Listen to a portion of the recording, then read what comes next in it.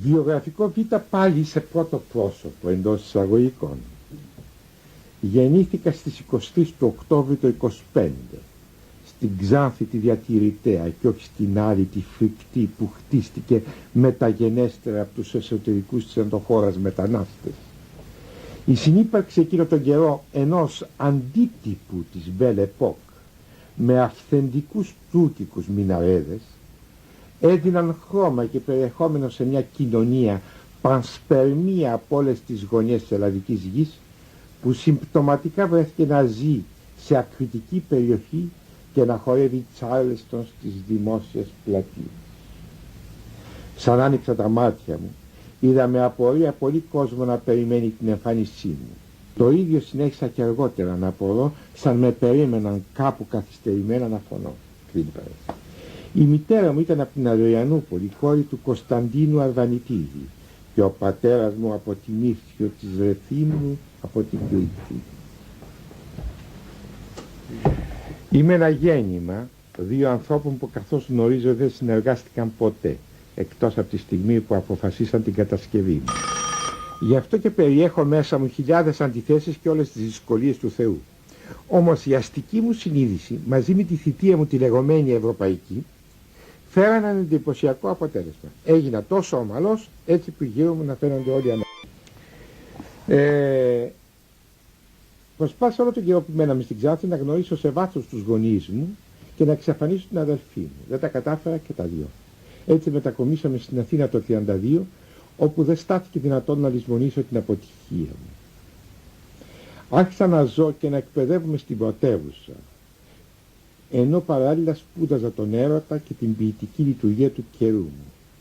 Έλαβα όμως Αττική παιδεία, την Αττική παιδεία, όταν ακόμη στον τόπο μας υπήρχε και Αττική και παιδεία. Με επηρεάσανε βαθιά ο Ερωτόκριτος, ο στρατηγός Μακρυγιάννης, το εργοστάσιο του Φίξ, ο Χαράλαμπος του Βυζαντίου, το υγρό κλίμα της Θεσσαλονίκης και τα άγνωστα πρόσωπα που γνώριζα τυχαία και παρέμειναν άγνωστα σε όλα τα χρόνια τα κατοπινά. Δάσκαλοι μου και φίλοι μου, ο Μεγαλέξανδρος και ο Κούν, ο Γκάτσος και ο Κουτελιανός, ο Κάλβος και ο Τσαρούχης, ο Κόντογλου, ο Πικιώνης και ο Διονύσης Σολωμός.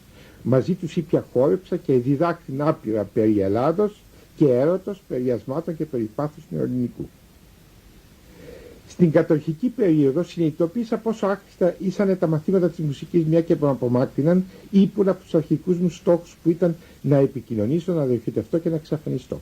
Γι' αυτό και τα σταμάτησα ευθύς μετά την κατοχή. Έτσι δεν σπούδασα σε οδείο και συνεπώς εγλίτωσα με το να μοιάζω με τα μέλη του Πανελληνίου Μουσικού Συλλόγου. Ταξίδεψα πολύ και αυτό με βοήθησε να αντιληφθώ πως η βλακεία δεν ήταν αποκλειστικό του τόπου μας προϊόν, όπως περήφανα ισχυρίζονται και αποδεικνύουν συνεχώς οι Έλληνες σοβινιστές και της εθνικοφροσύνης ιεραστές. Παράλληλα, ανακάλυψα ότι τα πρόσωπα που με ενδιαφέρανε έπρεπε να μιλούν απαραίτητος στα ελληνικά, γιατί σε ξένη γλώσσα η επικοινωνία γινόταν οδυνηρή και εξαφάνιζε το μισό μου πρόσωπο. Το 1966 βρέθηκα στην Αμερική. Έμεινα και έζησα εκεί κάπου 6 χρόνια, τα χρόνια της δικτατορίας, για λόγους καθαρά εφοριακούς. Ανακαλύφθη πως κοστούσα 3,5 περίπου εκατομμύρια στο δημόσιο.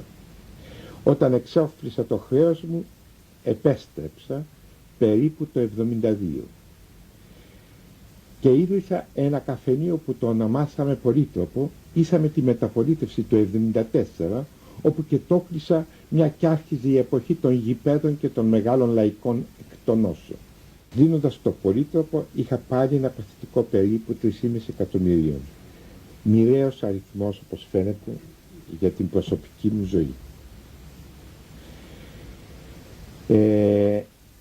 Από το 1975 αρχίζει μια διάσημη εποχή μου που θα τη λέγαμε, για να την ξεχωρίσουμε, η υπαλληλική.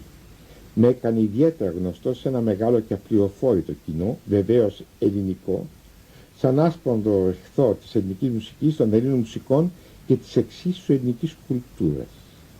Μέσα σε αυτή που λέτε την περίοδο, και ύστερα από ένα ανεπιτεχές έφραγμα στην καρδιά, προσπάθησα πάλι ανεπιτυχώς, είναι αλήθεια, να πραγματοποιήσω τις ακριβές καφενειακές μου ιδέες, πότε στην ΕΡΤ και πότε στο Υπουργείο Πολιτισμού, εννοώντας να επιβάλλω τις απόψεις μου με δημοκρατικές διαδικασίες. Και οι δύο τούτοι όμως οργανισμοί, σαθροί και διαβρωμένοι από τη γέννησή τους, κατάφεραν να αντισταθούν επιτυχώς και καθώς λένε να με νικήσουν κατά κράτος.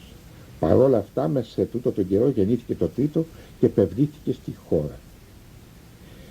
Παράλληλα κατάφερα να ολοκληρώσω την τραυματισμένη από την παιδική μου ηλικία προσωπικότητα, καταλήγοντας να πουλώ λαχίες στον ουρανό και προκαλώντας τον σεβασμό των νεωτέρων μου, μια και παρέμεινα ένας γνήσιος Έλληνας και ένας μεγάλος ερωτικός.